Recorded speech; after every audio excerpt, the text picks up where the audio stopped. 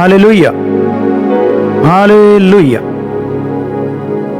पाप जगत में एक स्त्री के द्वारा आया और वो संसार की पहली स्त्री थी। उसका नाम हव्वा था। एक स्त्री के द्वारा ही उद्धार जगत में आया जिसका नाम मरियम था। यीशु मसीह के जी उठने की गवाही देने वाली मरियम मगदलीनी थी। वो भी एक स्त्री थी। ये मरियम मगदलीनी ही थी जिसको सबसे पहले यीशु मसीह जी उठने के बाद दिखाई दिया। प्रभु यीशु मसीह ने इससे 7 दुष्ट आत्माएं निकाली थी। इसके बाद ये उसके सेवा कार्य में हाथ बटाने लगी और उसके साथ रहने लगी। जब हम लूका 8 अध्याय उसके 2 वचन से पढ़ते हैं तो लिखा है, और वे 12 उसके साथ थे और कितनी स्त्रियां भी जो बीमारियों और दुष्ट आत्माओं से छुड़ाई गई थी। और यह है मरियम जो मगदलीनी भी कहलाती है, जिसमें से 7 दुष्ट आत्माएं निकली थी। जब यीशु मसीह क्रूस पर थे तब भी मरियम मगदलीनी उसके साथ थी, जबकि बाकी लगभग सभी यीशु को छोड़कर भाग गए थे। हमें दुख के समय भी यीशु मसीह को छोड़ना नहीं चाहिए। जब यीशु मसीह को कब्र में रखा गया तब भी मरियम मगदलीनी वहां पर थी।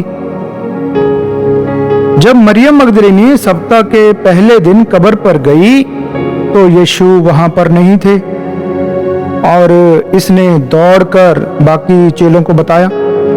जब पतरस और दूसरा चेला उसके साथ आए और कब्र खाली थी देखकर वापस आ गए, लेकिन ये कब्र के पास ही खड़ी रोती रही क्योंकि इसको यीशु चाहिए था, चाहे मुर्दा ही सही। आज हमें जिंदा यीशु की कोई जरूरत नहीं, लेकिन इसका प्रेम देखिए कि इसे यीशु की लाश चाहिए। तभी वहां पर 2 स्वर्गदूत आ गए और पूछने लगे, तू क्यों रोती है? तो इसने जवाब दिया कि मेरे प्रभु यीशु को कोई चुरा कर ले गया, पता नहीं कहां रखा है। आज अगर किसी को स्वर्गदूत मिल जाएं तो तुरंत यीशु को भूल जाए, लेकिन इसे यीशु चाहिए और लगातार रोए जा रही है।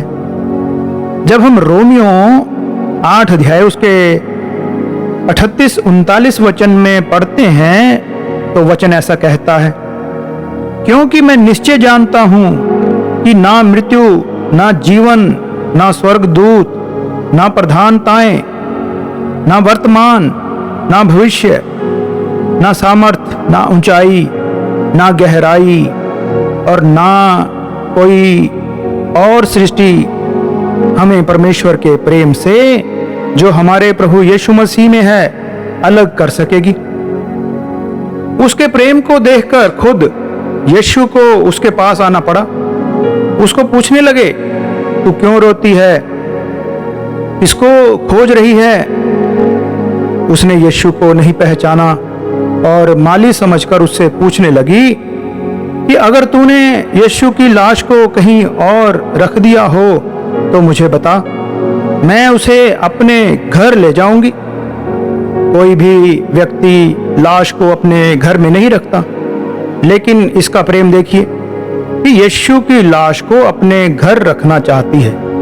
यीशु मसीह ने फिर इसे नाम लेकर पुकारा और इसने यीशु मसीह को पहचान लिया। इसके प्रेम और आंसुओं ने यीशु को बाप के पास जाने से रोक लिया। यीशु मसीह की आज्ञा पाकर इसने बाकी चेलों को भी प्रभु यीशु के बारे में बताया और जी उठने की पहली गवाह बनी। आज सवाल है, हम जिंदा यीशु से कितना प्यार करते हैं? Hallelujah, hallelujah.